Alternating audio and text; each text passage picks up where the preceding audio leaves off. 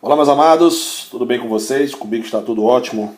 Melhor agora porque nós vamos dar continuidade às funções inorgânicas, classificações agora das bases. Já vimos dos ácidos e agora nós vamos ver das bases, certo?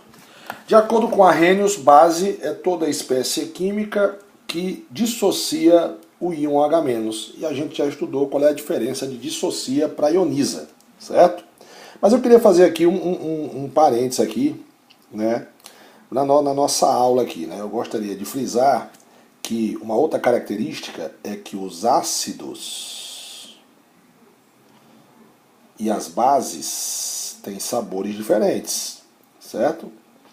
Só para a gente lembrar um pouquinho aí, os ácidos, logicamente, têm sabor azedo, certo? Tem um saborzinho azedo, né? Limão, vinagre, acerola, laranja, né?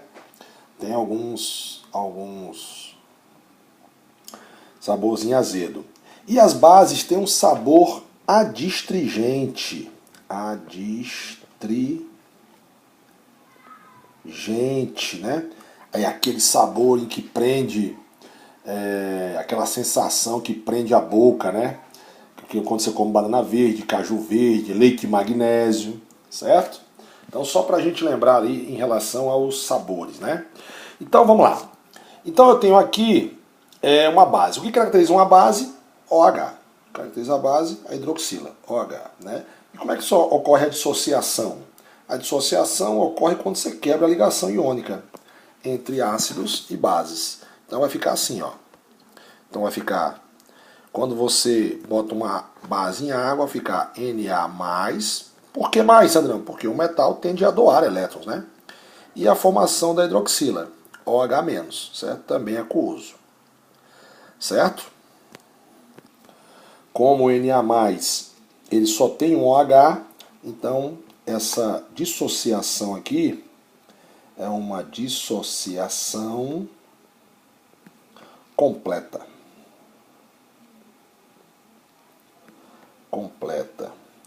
Sandrão, quando é que é uma dissociação incompleta? Esse caso aqui, ó.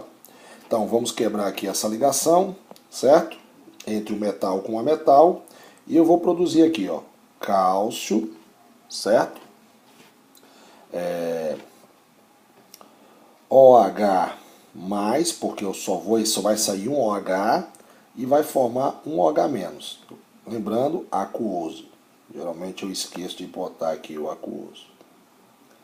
Então, aqui foi uma dissociação incompleta. Dissociação incompleta. Certo?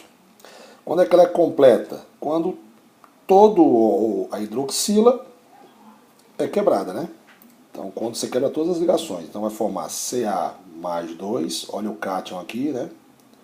Sandrão, agora aqui já tem um macete. Por que aqui é 2? Porque aqui é 2. Se fosse 3, ali seria 3. A carga do cátion seria 3. Mais 2OH-, também aquoso. Se aqui é 2, ali também tem que ser 2. E aqui é uma dissociação completa. Dissociação completa. Ou seja, todos os íons OH- foram dissociados aí na base, certo? Então vamos aqui, alguns exemplos de base, né? Então nós temos aqui NaOH, hidróxido de sódio, a gente vai saber o nome deles, né? Mas nome comercialmente chamado de soda cáustica, certo? Soda cáustica.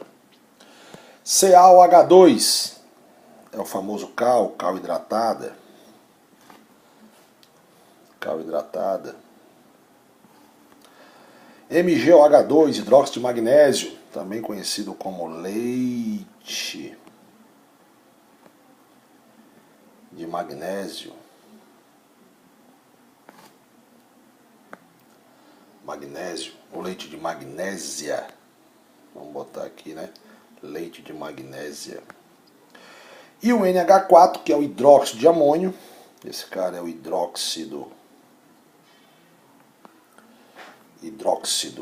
de amônio.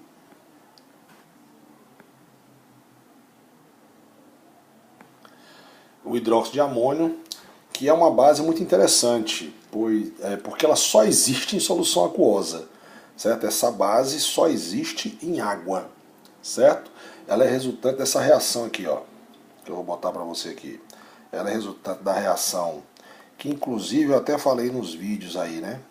Da amônia em água. A amônia em água forma o hidrônio, NH+, mais o OH-, certo?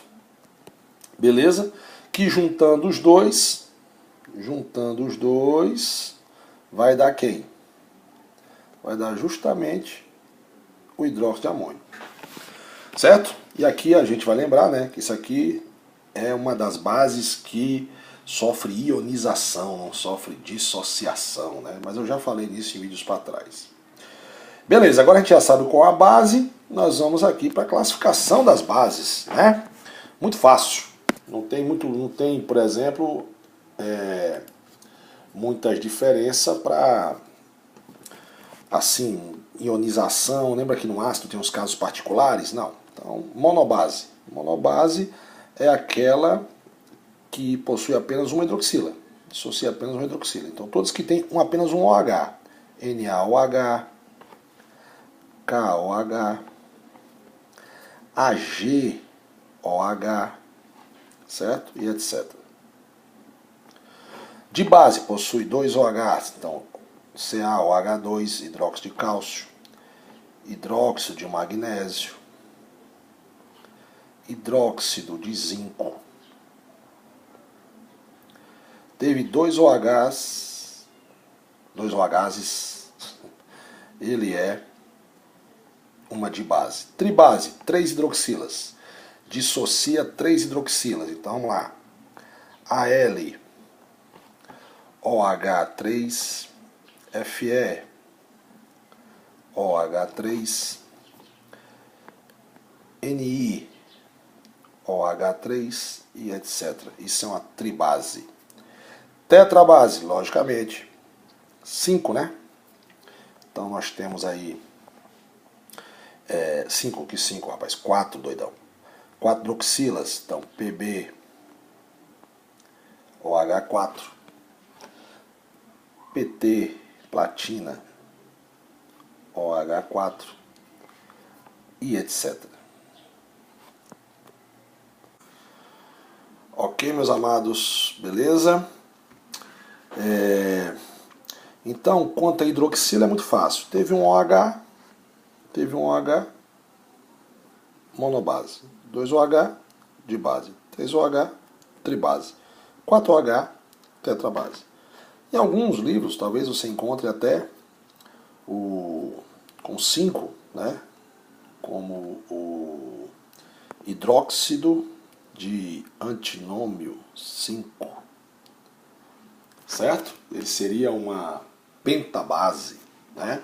Mas aí já é mais avançado, acho que não precisa tanto assim para as provas que você pretende fazer, certo?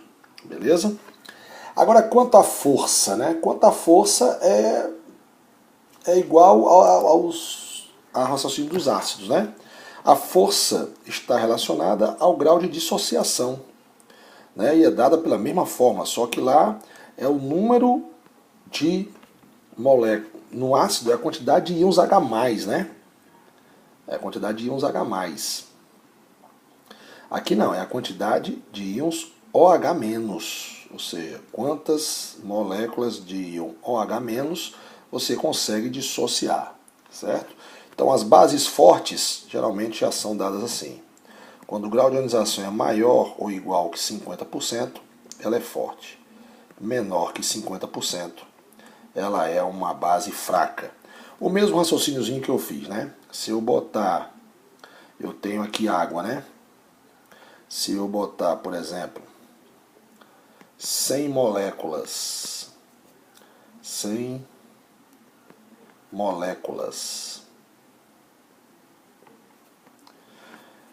de NaOH, que é uma base forte, e dessas 100 moléculas, né? Quando eu botar o Na em água, NaOH, aquoso, ele vai sofrer dissociação, né? Vai produzir Na+, aquoso, e a hidroxila, OH-, né? Se cada 100 formar esses elétrons livres aqui, se for, por exemplo, se 98 formar esses íons, então o seu grau de ionização, se cada 100 houve dissociação, então o grau de ionização é de 98%, né? Mas é fácil gravar. Quais são as bases fortes, né? As bases fortes são aquelas bases formadas por metais da família 1A ou 2A, certo? Então, por exemplo, são bases fortes, né? NaOH, KOH, LiOH, família 2A, CaOH2, BaOH2 e etc. Eu tenho duas observações para fazer aqui. Primeiro, a exceção, né? O hidróxido de magnésio, ele não é uma base forte, não é fácil sofrer dissociação. E uma outra observação, mas muito importante, é essa aqui, ó. O hidróxido de berílio, ele não é uma base, né? É difícil, como ele é um átomo muito pequeno, é difícil você quebrar essa ligação. Então ele não é considerado, ele não forma um composto iônico, certo? Então ele não é considerado uma base, ok? Então você já sabe que esse cara aqui não é considerado uma base. E todas as demais são bases fracas. Então todas que não for da família 1A e 2A são bases fracas, incluindo o hidróxido de magnésio, né? Então são bases fracas. AgOH, Fe, OH2, Al, OH3 e etc. E assim vai. Se o metal que estiver ligado à hidroxila não for da família 1A nem 2A, ele é uma base fraca. Lembrando da exceção que, embora esse cidadão seja da família 2A, ele é uma base fraca, ok? Beleza? Agora, base solúvel, pouco solúvel e praticamente solúvel. Alguns livros chamam de insolúvel. Eu não gosto de chamar porque, de certa maneira, tem uma certa solubilidade, né? Então, as bases solúveis são aquelas bases que têm o elemento da família 1A e o hidróxido de amônio. Por exemplo, os que eu citei agora. NaOH, KOH, LiOH e etc. Se o elemento do lado aqui do OH for da família 1A, ele é uma base solúvel. Agora, se for da família 2A, ela é uma base pouco solúvel, como por exemplo o CaOH2, o hidróxido de bário, OH2, né?